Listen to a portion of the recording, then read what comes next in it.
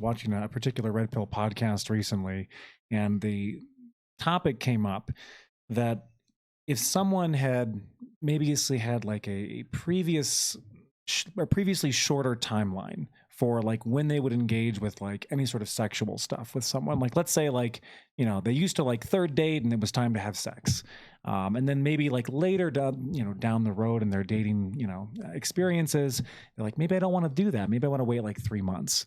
And the particular hosts of this podcast were like, well, that just feels like you're cheating men, essentially. Like you used to give it out earlier and now you've changed your mind, and it feels like, you know, they're getting scammed in some way. And I was like, what is this conversation? Like, what are we listening like to? if you previously gave it out earlier, like you like needed to give that out at that particular point or earlier, then on out. And I'm just like, what in the world am I listening to at this point? Like hundreds of thousands of viewers. Oh, some of the biggest in the world. That's what's being said. Ew. And it was just like one of the actual grossest. correct response. Yeah. That's fucking gross. No. Yeah.